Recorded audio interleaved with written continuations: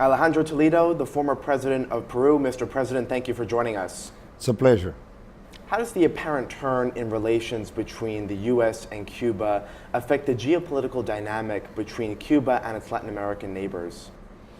I think it's a very positive step that finally has been taken after 50 years of the embargo.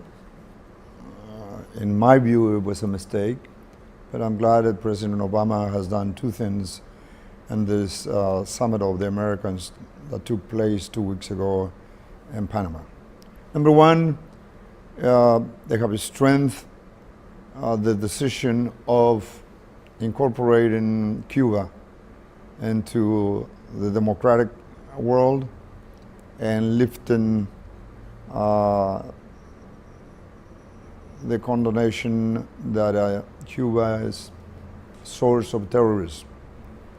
Now, one need to go step by step in order to be very careful, but I'm very glad. Now there is no excuses for human rights violation in Cuba. They have to comply with it.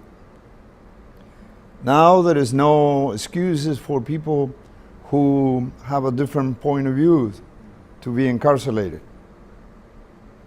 Now there is an opportunity for Cuba to strengthen its economy through tourism, through trade, and investment. And how does this affect trade between other Latin American countries and Cuba now that the US is in the picture? No, it doesn't. It is a positive step. We have long-standing trade relationship with the United States, so the incorporation of Cuba does not have any adverse impact. To the contrary, it provides more tranquility. It improves the quality of democracy in the region, although there is still some outliers there in the continent. To be sure, the continent is not a very homogeneous one, not in terms of economics and in terms of the levels of quality of democracy. But I'm very hopeful that investment will come. I hope that we will improve the situation in Venezuela. And were you surprised to see the US and Cuba finally start to build up some sort of a relationship? No, I think that the fruit was too ripe and it was about to fall onto the floor. And I think that President Obama took this opportunity, and it was a very positive one. Now there are several people. There's a governor who has gone to Cuba. There are scholars who go to Cuba. There are politicians who are going to Cuba. It's a potential market, and it's so close to the United States, and yet they have been apart for so long. So it contributes really to expand democracy in the region.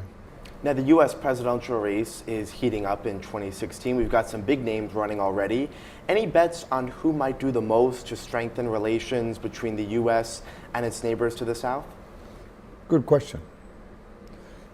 I don't want to get into internal US politics, but I do urge today's president and the future president of the United States not to take for granted Latin America. I ask them to just take a close look to the south. And the US will find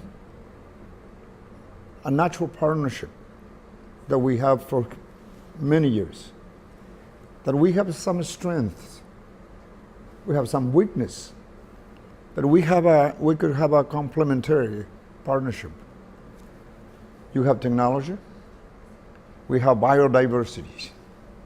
We can produce almost everything all the year round because microclimates. We can confront together effectively the issue of narco-trafficking and organized crime.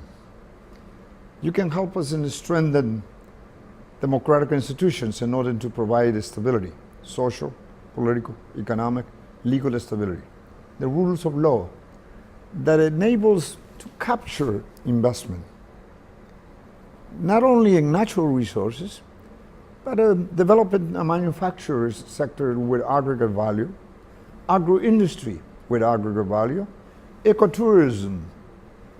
The jungle is full of our diversity.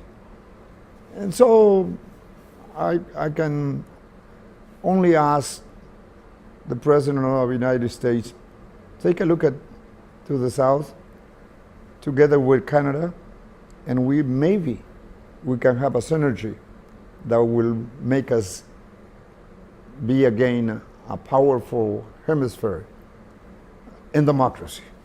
Mr. President, thanks for joining us. Thank you very much for your invitation.